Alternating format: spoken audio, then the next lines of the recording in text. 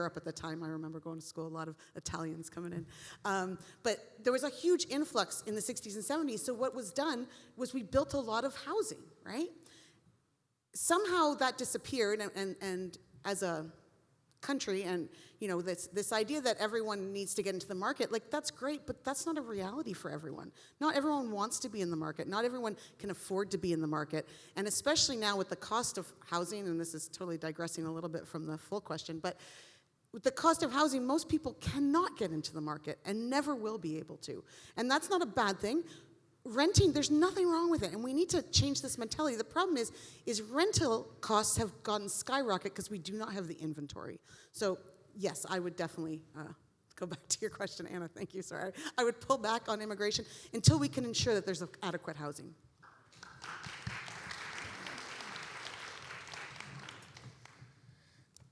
I think the only thing I would sort of add on to that is the fact that we want to be able to have all the infrastructure in place to be able to welcome anyone who wants to come into Canada, because we should have the capacity to do that. So I think until we meet a better quota and we've had stronger infrastructure in place of housing, regardless of what type of housing it is, but the fact that we're not sort of, giving these immigrants, this dream that, like, they're going to be able to have everything when they get here. And then, as we're seeing now, they're dying on the streets, living in tents, because there's absolutely no housing. Like, we're not living up to the dream that they're expecting when they get here. And I think that's awful.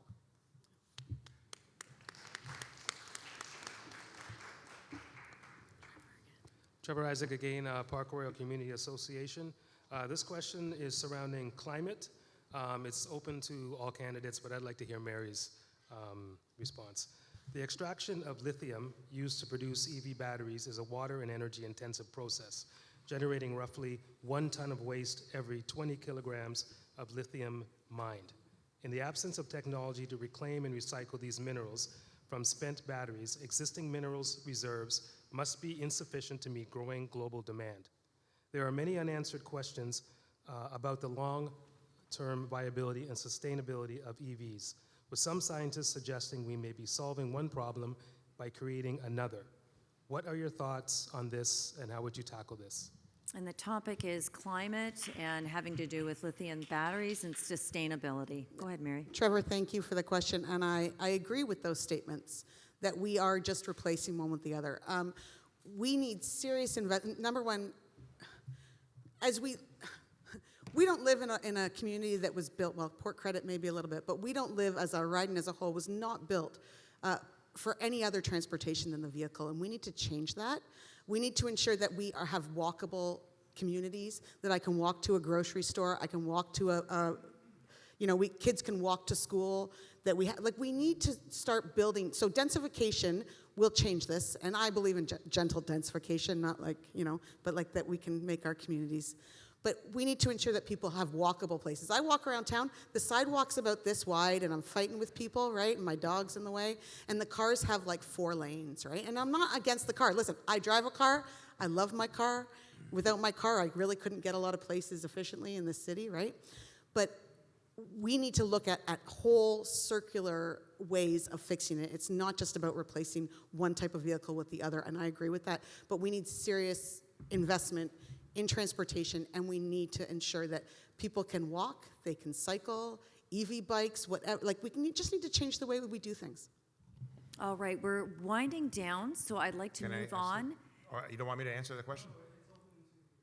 All right, and then we're going to stop at the end of the line, but if we can quickly go through the rest of the questions. All right, so the question is actually interesting because lithium, other available products in the Ring of Fire here in Ontario has tremendous potential for development and enablement for greater success in Canada. But rules need to be applied. Consultation needs to be had in order to enable us to do so appropriately and environmentally deliberately, because we need to protect the environment as we proceed forward. Now, if we do away with rules, and some of the proposals made by the Conservative government is to do away with Bill 69 because they don't want to have to abide by those rules. And once that goes to dust, it evaporates in your lungs. I mean that seriously. Imagine the cement plant here in our community not having to abide by an industrial pricing system, or any of those rules that are being proposed. Go back to coal and go back to the way we were before, that's not appropriate. Polluters should pay. And as we extract those minerals in our community, we have to protect the environment, but also enable our economy to prosper. The green economy is an economic benefit to Canada. Those new ways of extraction and new abilities from those products enable us to succeed. It's not just oil that Tony was talking about, it's so much more that's available to us. And we have that potential in Canada. We just make certain that we do it in a fashion that protects that future generation for years to come, just as we've done here in our waterfront. We've done a good thing in this community. We can continue to do that right across Canada. Thank you. Can I ask the rest of the questionnaires, can you please direct your question to just one candidate so I can get through all 4 of you? Thank you. Good evening. My name is Heather Wanamaker. I'm also from the Park Royal Community Association, and my question is concerning seniors. I haven't heard too much about that tonight. Last year, effective August the 1st, the seniors in receipt of OAS, age 75 and up, received a 10% increase to their OAS payments. Seniors receiving OAS who are not working, well, all seniors age 65 to 74 receive nothing. My question is, do you think that was fair? And the second part of my question is in regard to CPP and OAS in terms of any future possibility of reduction. And just, I'd like to hear the views. I actually had hoped to direct my question to Mary and Charles. Okay, we'll let Mary answer this one then. Charles? Okay, go ahead, Charles.